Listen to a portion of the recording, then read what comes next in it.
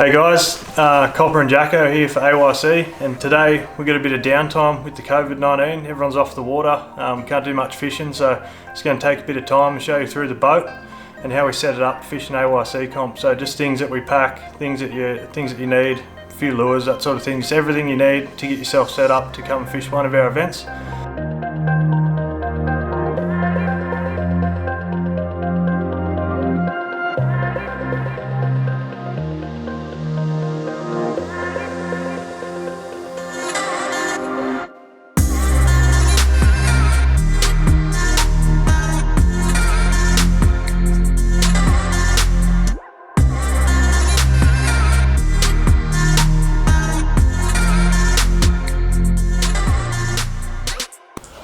So starting at home, everyone's got their own ways of doing things, but this is how I like to set it up. So I've got all my lures just here on my little shelf, all my fishing tackle, everything related that I'd need. So you're doing a bit of research a couple of weeks out. Jacko's been doing some great videos over the last couple of years, so you can actually go back to those locations. So we're fishing at Burrinjuck, flick back through those, watch the wrap-up video of the guys who won and done well. You can sort of pick a few things out and what lures that you might need, what sort of techniques for that time of year. So when you're doing that, you're sort of thinking about what lures you're going to pack, all the gear that you're going to need. So basically just selecting it off your shelf at home, getting like a little list together. Your pre-fish also helps with that one, but yeah, basically it all starts here, right here, and then we'll pick some gear and we'll pack it in the boat. So basically for any of our events for the AYC around the whole state, you can basically narrow it down to just a few select lures. Like you don't need to go and spend a couple of $1,000s at a tackle shop. If you want to come and fish an event, you just buy a few of these lures, get a handful of each and set yourself up. But most of the time over the last couple of years, the fish have been pretty tight in the timber. It's been a tree sort of bite, so on that you're definitely going to have your jig heads. So running most of those in a 1/4 ounce. They're the Bassman's mainly from Glen and Sue. Really good jig head, pretty popular amongst all the guys. And on those, running some Gulp plastics. The black's been real successful. Most of the guys that have done pretty well been using the black in that. That's just a 3-inch minnow grub. So if you're looking to come and fish an event, you don't want to spend heaps of money and you just want to set yourself up with a few baits, just grab yourself a handful of jig heads and a couple packets of Gulp, and that'll basically cover you for most of our events. So fishing the yellow belly sort of stuff. Coming into springtime, we got an event in September, fingers crossed, if this COVID goes away. So that'll be at Windermere. It's going to be a funner sort of bite. It'll be a bit more diverse with fish being on the edge. You'll still get them in the timber, but you can start catching them on the edge. So things like lipless cranks, that's TN60 from Jackal. Real good lure over the years, that one. ZX blades, the ZX40, that's a black Knight. That's a cracker of a lure as well for Windermere especially. Basically all year round, but springtime, those two lures are really good. And then of course, the money bait for the last couple of years has been your Transams and fish traps. It's a Jackal, it's a fish trap, both really good lures. Caught a lot of yellow belly over the last couple of years. So if you just wanted to come and fish one event, and it's depending on what time of year it is, if you just get yourself a handful of each of those, you don't need, like I say, you don't need to go and spend a heap of money. You can set yourself up and have a pretty good weekend. Moving on into the bass stuff, there's actually 2 bass rounds this year, so that was going to be pretty exciting. Hopefully we can squeeze 1 or 2 of them in still. Everyone knows how popular the jigs have been over the last couple of years. That's a football jig from Glen and Sue, Bassman again. Really good bass lure all year round actually. They're catching them not just in the spring, they're still catching them on jigs just before the lockdown happened. So that's just another version, bit smaller head, not the football, it's like more equipped style. And then the wintertime bass fishing is plastic, so packet of sliders, packet of atomics, packet of Keytex. Again, you don't need to spend a heap of money, you can just grab yourself a handful of each of these, a couple $100 to set you up for basically the whole year. So if you're looking to get into it, definitely, like I said before, go back through the old footage from the comps that have been. You can sort of pick together on what lures worked and what lures didn't work there, and set yourself up. And if you've got any questions on any of that, just hit Jacko or any of the other guys up. Everyone's real friendly and more than happy to help you out with a few lure selections if you're just coming along to fish one of our comps. So So moving on to the rod selection. So like I say, this video is more about like setting it up for the new guys coming in, or anyone that's interested into getting into comp fishing. You don't need a 21-foot bass boat to fish a comp. You can fish it out of a 12-foot tinny, as long as it's got a live well. I would recommend a sounder, but you still can get away without it if you just want to get a feel for the comps and see if they are for you. Get the kids out, that sort of thing. Everyone should be pretty keen after we can get back on the water after this lockdown. So there's some really good rods out in the market these days that you don't have to spend a couple of $1,000s to set a deck up full of rods. So you can cover basically a rod for every technique we're going to use for less than $1,000 and have yourself a pretty good spread. The ones I've been using lately is the new Hyper from Daiwa, Australia. Really good rod. I think they retail at about $129. So if you're looking at setting yourself up with a deck full of rods, so you might have 3 different rods for 3 different techniques, so you're not having to snip lures and that sort of thing off throughout the day. So $129, you can get yourself a rod. There's some really good reels around that low end sort of mark as well, like the Ad and the Kicks. You're going to set yourself up with a pretty good deck of rods to cover everything for well under $1,000. So if you're looking at upgrading your gear, you don't want to spend a heap of money, or you're looking to get into it, it's a really good option. Here we got the 702 ULS. So that's a real versatile rod. You can basically if you're going to have one rod to fish a comp, this would be the rod. You can cover everything from rolling plastics, gulping plastics, that sort of thing, blades, lipless crankbaits, transams. It's going to do the lot for you. Set those up with a 2500 size reel, just some 10-pound braid and some 10-pound leader will basically cover every application you're going to have throughout any of our comps. Even the bass stuff, that would still be really good setup there. This one here, actually this year I tried something different, so I've gone upper rod size for rolling plastic. So this is a 1.5 to 3 kilo rod, but it's actually pretty muscly, so you can get them out of the timber a bit well. Fish have been quite deep coming out of summer, so when you're catching the bigger sort of size yellow belly, you definitely want a stiffer rod, I believe, for getting them out of that timber. So this one's a 701 LXS. It's like I said, it's a 1.5 to 3 kilo rod. You can also throw the transams on that, being a 20 gram bait. That's going to throw them all day really well. So you get yourself, say, 2 of those rods, possibly a bait caster as well if you're going to do the bass, and you're going to set yourself up for every application we're going to have. 10-pound leader, 8-pound leader, you basically will cover everything. I don't believe you need to go any lighter. You're just looking for a heartbreak if you do. So other things that I probably wouldn't fish a comp without, especially at Windermere, say when you're fishing some hard baits, is some scent. So that's just some shrimp scent. You've got your S Factor from Squidgy.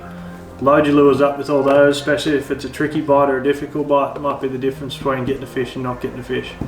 And then if you're looking at trying to change it up a little bit, it's been proven technique over the last couple of years, but just spicing your lures up with some garlic scent black textures, so you can draw on them, change the colours, change the contrast. You can basically change any colour lure into whatever pattern you want, especially on the water if you're running low on lures, or you need to change something up because you feel like you're getting more bites off a different colour. So you can get these in a few different colours, but the black's black. It's a real good staple colour, so spice them up with those. Another handy thing to have. It's not going to cost you a lot of money. So obviously you're going to need a boat to fish a comp. So this is my boat, it's a Skeeter ZX190, pretty standard sort of bass boat. You can definitely get away with a 12-foot tinny. By any means, 12-foot tinny, 30 horsepower tiller. As long as it's got the live well, it's going to keep the fish healthy. That's all you need. Electric motor, sounder, all that sort of stuff you can progress in later if you just want to start fishing them out of your mate's boat or your dad's boat you're going to borrow. But today we're just going to run through my boat, what I pack to fish a comp, and the essentials that I feel that you need. So jump in, we'll have a look. So now we're inside the boat, just looking at a few things that the essentials that you're going to need to fish a comp. In an AYC event, safety is number one. So just run through some safety gear that you definitely do need. It is in the rules. So life jackets, every person must wear a life jacket whenever your boat's on the plane. So these ones are a slimline jacket, fit really well, not gonna annoy you while you're driving. So if you can get a couple of those, that's a self-inflating type. shit does happen, you can pull the tab and it's going to inflate to keep you safe. But if the worst was to happen and you were to come out of your boat, this is also a mandatory rule in the AYC. You need to be wearing this whenever you're on the plane. That's your lanyard, your kill lanyard. So if you were to fall out of your boat, out comes the lanyard, engine stops. That means your boat won't take off and potentially run over yourself or one of your mates. So definitely staples. They do get checked in the comps. You will lose points if you're caught without those things. Like we say, safety is number one, so you need to adhere by those rules. Alright, so when you do catch a fish in your AYC, if you are lucky enough to catch a fish, you definitely want to put him straight in the live well. So this live well will keep your fish nice and healthy until the guys come around and measure your fish, and then they can go back and release safely. So all the events of catch and release and the fish health is also really paramount. So we always try and look after our fish as best we can. So just jumping in here, this boat has inbuilt live wells. By any means, if you do have that smaller tinny like we've been talking about, you can run an esky with an aerator in there. The guys do come around real frequently and check your fish and measure them up. So if that's going to get some nice flowing cool water in there, that'll keep your fish nice and healthy. So inside here, a couple of things to go along with your live well. So venting your fish.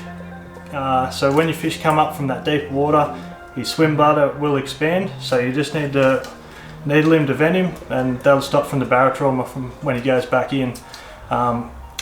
If you aren't confident with that at the briefings, there's always guys that are going to help you out. We can run you through how to needle a fish safely and get him back in the water. Also on that, got some Rejuvenate. It's a live well additive, so when you fill your live well up, you close it off, put it on recirc, and that live well additive will keep them really healthy inside the live well. So you can get that out of America. A little bit hard to get sometimes. There is some other brands and that sort of thing, but I do find that's really good. One of the biggest tips I can probably give you for a live well is you're catching fish down a lot deeper than what the surface temp is. Your pickups for your live well is going to be in the top half of the water, so you are putting in water in the live well. It's a lot warmer than what the fish come out of. So if you just get some frozen bottles, freeze some water in them, drop them in there, that'll lower that temp, create more oxygen and keep your fish a lot healthier. So that's just that is probably more important than the Rejuvenate. So real cheap tip, you can keep using them obviously, works a treat. When you do get your fish out of the live well, I had a pretty good one last comp where I ended up getting a spine in my thumb, which some of the boys gave me a pretty hard time about, but it did get quite infected. Live well net, priceless. So open your live well, net goes in, you can scoop the fish up nice and easy and get him out. You're not digging your hand around in there. You've got a fair few spines on them, as I found out, so that's a real good tip as well. So jumping up to the business end of the boat, it's the front of your boat, where you most likely are going to spend most time, casting off the casting deck. As well as casting, you need to keep your boat still in the same position or move along controllably, so that's an electric motor. So really crucial bit of kit for most guys, especially if you are getting a bit more serious into it. Like I say, if you are going to start and you're just fishing trees, you can tie your boat up to it, but once you do start progressing, you're definitely going to want an electric motor. This is a Minn Kota Ultrax. There's plenty of different brands in the market. A lot of guys use the Motor Guide XI5s, also a good motor. But basically, we're just controlling that. There's a foot pedal down here, so you can control it with your foot. Or, like some guys like to use, they got the remote, so that just can hang around your neck. Spot lock, move, right, left, etc. So really crucial. Have a good electric motor and check your batteries, which I've learnt a few times. Something that you're going to be spending a lot of time looking at basically any event is going to be your sounders. So most of the guys will have one at their console and then one here at the front.